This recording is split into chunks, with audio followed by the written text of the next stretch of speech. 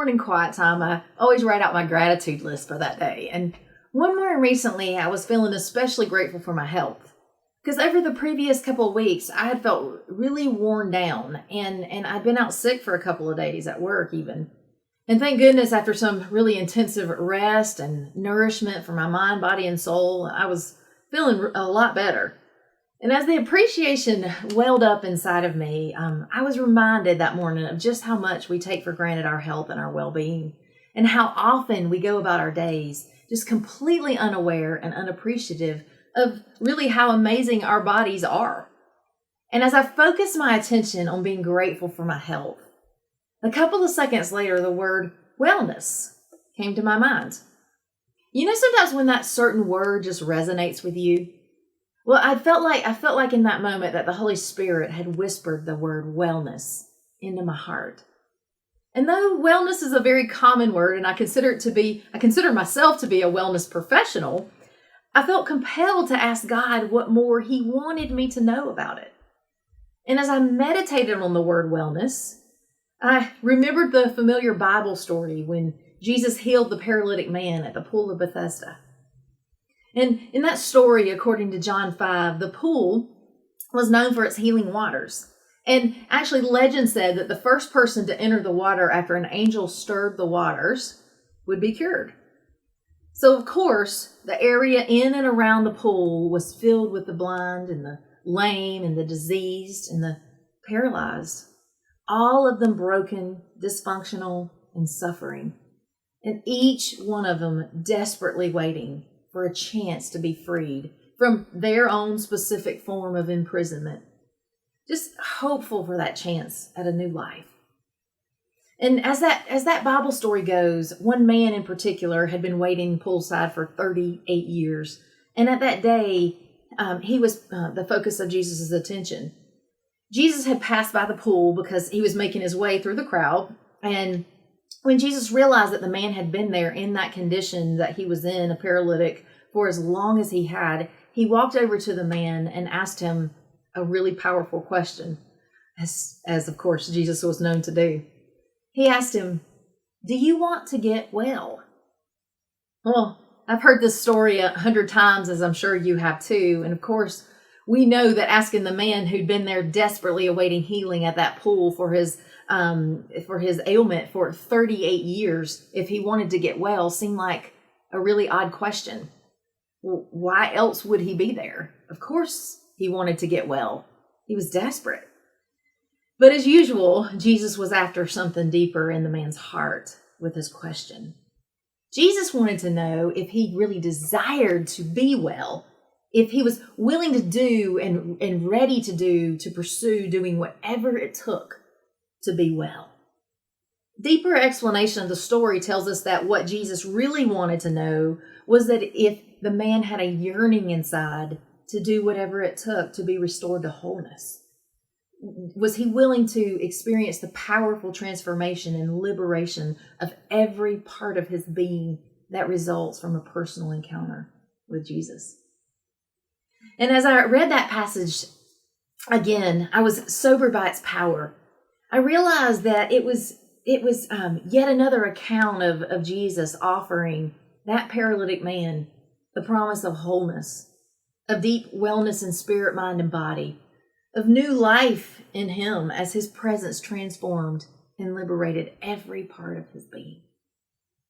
In summary of the rest of the story, the paralytic man said that he did want to get well, and that he had wanted to get well very badly, and that he acknowledged that he had tried to get well by himself for all those years, but that every time he tried to get into the pool, someone else got in ahead of him.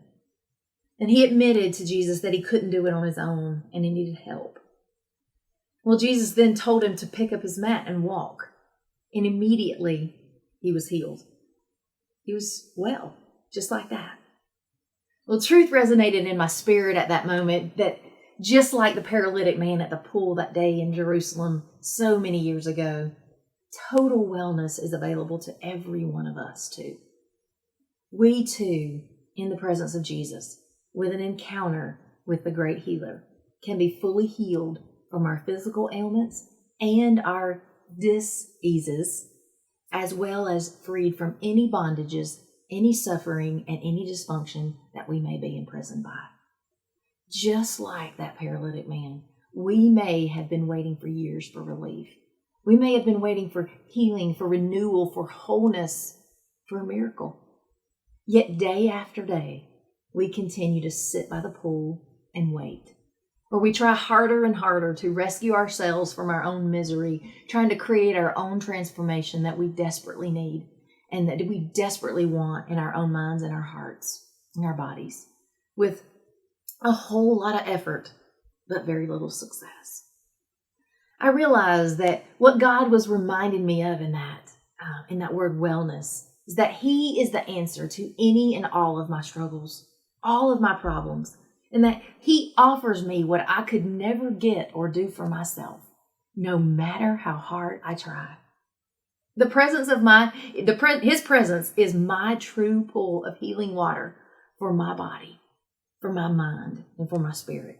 And when I seek and encounter Him, deep wholeness and wellness are restored to me. The truth was that I had been out sick in body for those few days of that week, but for a few weeks I had been sick in spirit too. I'd been pushing myself to perform at an unrealistic and exhausting level, trying to handle everything myself and attempting to make things happen for myself that I really needed Him for, but I hadn't been trusting Him with it.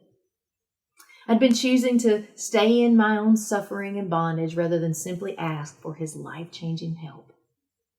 Convicted by that truth, I stopped right there and I surrendered to Him what I had been bearing the burden of myself. And I just repented and I asked for His forgiveness. Then I soaked in His presence and meditated on His word until my body, my mind, and my spirit felt renewed in His truth and His love once again. Here's the thing, friends. We don't have to continue struggling and surviving in our suffering and in our misery. We don't have to lie in wait for 38 years or more, hoping to finally get to that pool. We don't have to wait for Jesus to happen by either, because He lives in us, and His healing, His soothing, transformational power is available to us at any moment that we ask for.